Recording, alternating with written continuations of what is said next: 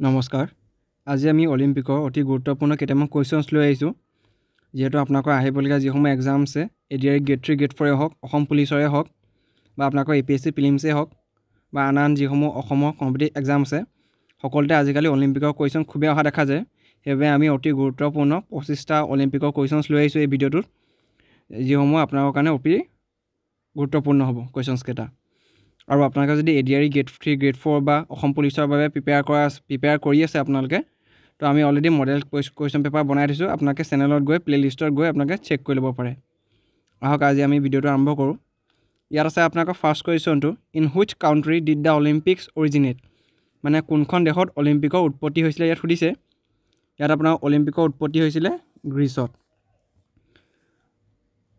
আৰু এইটো হৈছিলে 76 BC-ত ষ্টাৰ্ট হৈছিলে এতিয়া আমি নেক্সট কুৱেশ্যনটো চাওঁ what does the Olympic motto citius altius fortius means মানে অলিম্পিকৰ যিটো মূল মন্ত্ৰ আছে চিটিয়াছ আল্টিয়াছ ফৰ্টিয়াছ তাৰ অৰ্থ কি ইয়াত সুধিছে আপোনালোকৰ এইটো কুৱেশ্যন বেলেগকৈ আহিব পাৰে বা অলিম্পিকৰ মূল মন্ত্ৰ কি বুলি আপোনালোকে আহিব পাৰে আপোনালোকৰ অলিম্পিকৰ মূল মন্ত্ৰ হ'ব চিটিয়াছ আল্টিয়াছ ফৰ্টিয়াছ আৰু ইয়াৰ অৰ্থটো হৈছে ফাষ্টাৰ হায়াৰ এণ্ড ষ্ট্ৰংগাৰ দ্ৰুত উচ্চ আৰু শক্তিশালী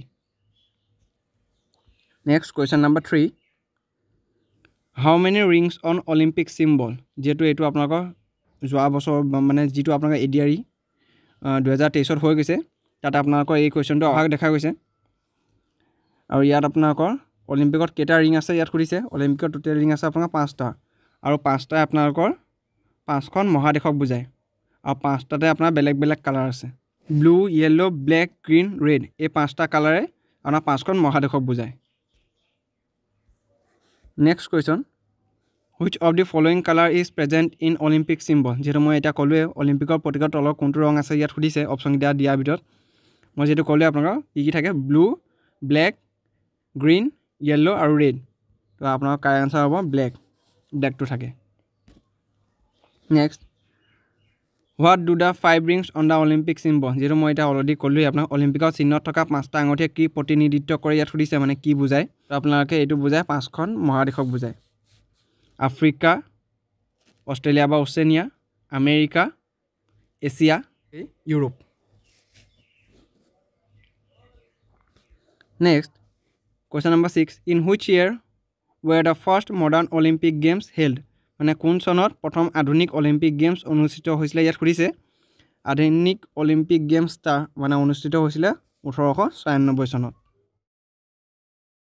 next who of the following is known as the father of modern Olympic মানে তলৰ দিয়া অপশ্যনত কোনজনক আধুনিক অলিম্পিকৰ পিতৃ বুলি জনা যায় ইয়াত সুধিছে এতিয়া আধুনিক অলিম্পিকৰ পিতৃ বুলি আপোনাক জনা যায় পিয়েৰি ডি কবাৰ্টিনক আপোনালোকৰ আধুনিক অলিম্পিকৰ পিতৃ বুলি জনা যায় next in which year did India participate in Olympic games for the first time কোন বছৰত ভাৰতে প্ৰথমবাৰৰ বাবে অলিম্পিক গেমছত অংশগ্ৰহণ কৰিছিলে ইয়াত সুধিছে এইটো লৈছে আপোনালোকৰ 1900 চনত আৰু তেওঁৰ স্প্ৰিণ্টাৰ আছিলে নৰ্মান পিটচাৰ্ডে আপোনাৰ ভাগ লৈছিলে এই 1900 চনৰ যিটো পেৰিছ হৈছিলে তাত নৰ্মান পিটচাৰ্ডে আপোনালোকে ভাগ লৈছিলে আৰু তেওঁ এজন স্প্ৰিণ্টাৰ আছিলে আৰু তেওঁ মেডেলো জিকিছিলে next who is the first Indian to win N individual gold medal at the Olympic games মানে অলিম্পিক গেমছত ব্যক্তিগত স্বৰ্ণ পদক লাভ কৰা প্ৰথমজন ভাৰতীয় কোন ইয়াত সুধিছে সেইজন হৈছে আপোনালোকৰ অপশ্যন নম্বৰ চি যি আছে অভিনৱ বিন্দ্ৰা তেওঁ জিকিছিলে আৰু তেওঁ এজন শ্বুটাৰ আছিলে শ্বুটিঙত পাইছিলে তেওঁ তাৰপিছত question number 10 Indian Olympic association was formed in which year মানে ইণ্ডিয়ান অলিম্পিক এছ'চিয়েশ্যন কেতিয়া গঠন কৰা হৈছিলে ইয়াত সুধিছে এইটো গঠন কৰা হৈছিলে আপোনালোকৰ 1927 চনত next who has became the first women president of the Indian Olympic association মানে ভাৰতীয় অলিম্পিক সন্থাৰ প্ৰথম মহিলা সভানেত্ৰী কোন আছিলে ইয়াত সুধিছে ৰিচেণ্টলি দিয়া হৈছে সেইগৰাকী হৈছে পি.টি. উষাক বৰ্তমান ভাৰতীয় অলিম্পিক সন্থাৰ প্ৰথম মহিলা সভানেত্ৰী হিচাপে ঘোষণা কৰা হৈছে আৰু আপোনালোকে কমেণ্ট ছেকশ্যনত জনাব কাক ইণ্ডিয়ান অলিম্পিক এছ'চিয়েশ্যনৰ প্ৰথম প্ৰেছিডেণ্ট হিচাপে মানে ঘোষণা কৰা হৈছিলে মানে first president of Indian Olympic association এজন কোন হয় আপোনাৰ কমেণ্ট ছেকশ্যনত জনাব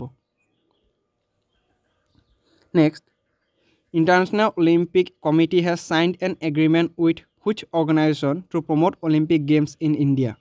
মানে ভাৰতত অলিম্পিক খেল প্ৰচাৰৰ বাবে কোনটো সংস্থাৰ লগত আন্তঃৰাষ্ট্ৰীয় অলিম্পিক কমিটিয়ে চুক্তি স্বাক্ষৰ কৰিছে? তো তলত দিয়া অপশ্যনকেইটাৰ ভিতৰত আপোনালোকৰ অপশ্যন নম্বৰ বি যি ৰিলায়েন্স ফাউণ্ডেশ্যন আছে তাৰ লগত ইণ্টাৰনেশ্যনেল অলিম্পিক কমিটিয়ে চাইন কৰিছে এগ্ৰিমেণ্ট অলিম্পিক গেমছ প্ৰচাৰ কৰিবলৈ ভাৰতত। Next question number 13 ৱেৰ is the headquarter of international Olympic committee?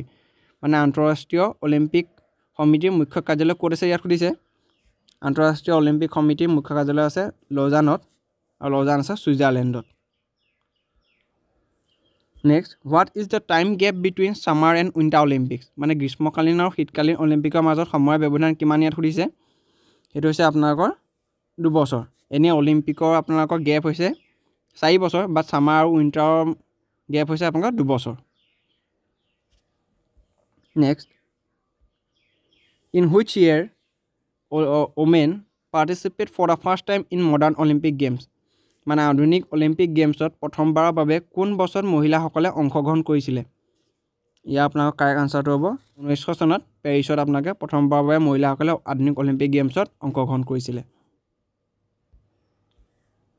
Next which sport has been included in the Olympic to be held in Los Angeles in the year 2028? মানে 2028 চনত loss এঞ্জেলছত অনুষ্ঠিত হ'বলগীয়া অলিম্পিকত কোনবোৰ খেল অন্তৰ্ভুক্ত কৰা হৈছে ইয়াত সুধিছে। যিহেতু 5টা গেমছ আপোনালোকৰ ইনক্লুড কৰা হৈছে তাৰে ভিতৰত আপোনালোকৰ যিকেইটা আছে স্কোৱাছো ইনক্লুড কৰা হৈছে, ক্ৰিকেটো ইনক্লুড কৰা হৈছে, বেছবলো ইনক্লুড কৰা হৈছে। তো সেইবাবে ৰাইট আনচাৰটো হ'ব অল দিছ। আৰু আমাৰ ফ্লেগ ফুটবলো ইনক্লুড কৰা হৈছে আৰু লেক্ৰছো আপোনালোকৰ ইনক্লুড কৰা হৈছে। এই 5টা খেল আপোনালোকৰ ইনক্লুড কৰা হৈছে 2028 যি আপোনালোকৰ অলিম্পিক হ'ব লছ এঞ্জেলছত। Next question number 17 Indian athletes are best known for which sport in Olympic? মানে ভাৰতীয় যিসমূহ খেলুৱৈ আছে বা ভাৰতীয় খেলুৱৈসকলক অলিম্পিকত কোনটো খেলৰ বাবে বেছি পৰিচিত তেওঁলোক বা বেছি জনাজাত? তো অলিম্পিকত ভাৰতীয় খেলুৱৈসকলক হকীৰ বাবে বেছি জনাজাত কিয়নো হকীত আপোনাৰ মানে ভাৰতীয় খেলুৱৈসকলে বহুতবাৰ গ'ল্ড মেডেল লাভ কৰিছে। Next question number 18 who is the first Assamese to win N Olympic medal? মানে অলিম্পিক পদক লাভ কৰা প্ৰথম অসমীয়া কোন ইয়াত সুধিছে। তো ইয়াৰ আপোনাৰ কাৰেক্ট আনচাৰটো হ'ব option number D Lovlina Borgohain. তেওঁ ব্ৰঞ্জ মেডেল লাভ কৰিছিলে অলিম্পিকত বক্সিঙত। Next question number 19 who is the first city to stage Olympic games thrice? মানে 3বাৰকৈ অলিম্পিক গেমছ অনুষ্ঠিত কৰা বিশ্বৰ প্ৰথমখন চহৰ কোনখন ইয়াত সুধিছে। সেইখন হৈছে আপোনালোকৰ লণ্ডন। লণ্ডনে 3বাৰকৈ অলিম্পিক গেমছ অনুষ্ঠিত কৰিছিলে। Next question number 20 the Olympic flag was recognise in which year? মানে কোন চনত অলিম্পিকৰ পতাকা স্বীকৃতি লাভ কৰিছিলে? তো অলিম্পিকৰ পতাকা স্বীকৃতি লাভ কৰিছিলে 1913 চনত আৰু 1920 চনত সেইখন হোষ্ট কৰা হৈছিলে প্ৰথমবাৰৰ বাবে। Next question number 21 2028 summer Olympic will be held in? 2028 চনৰ গ্ৰীষ্মকালীন অলিম্পিক ক'ত অনুষ্ঠিত হ'ব ইয়াত সুধিছে। যিটো মই কৈছিলোঁ অলপ আগত আপোনাৰ কুৱেশ্যনতে পাইছিলে। এইটো অনুষ্ঠিত হ'ব আপোনালোকৰ লছ এঞ্জেলছত। আৰু আপোনালোকৰ কুৱেশ্যন আহিব পাৰে যে নেক্সট ছামাৰ অলিম্পিক কেতিয়া হ'ব? তো নেক্সট ছামাৰ অলিম্পিক আপোনালোকৰ এই 2024 চনতে হ'ব। এইটো জুলাই মাহৰ পৰা হ'ব, প্ৰপ'জ কৰি থোৱা আছে আৰু সেইটো হ'ব আপোনালোকৰ পেৰিছত। Next question number 22 which city's Olympic stadium is known as the bird's nest? মানে কোনখন চহৰৰ অলিম্পিক ষ্টেডিয়ামক চৰাইৰ বাহ বুলি জনা যায়? তো আপোনালোকৰ ইয়াৰ কাৰেক্ট আনচাৰটো হ'ব option number D Beijing national ষ্টেডিয়ামক মানে বাৰ্ডছ নেষ্ট বুলি জনা যায়। Next question number 23 which country host the most number of Olympic games? মানে কোনখন দেশে সৰ্বাধিক অলিম্পিক খেল অনুষ্ঠিত কৰিছে ইয়াত সুধিছে।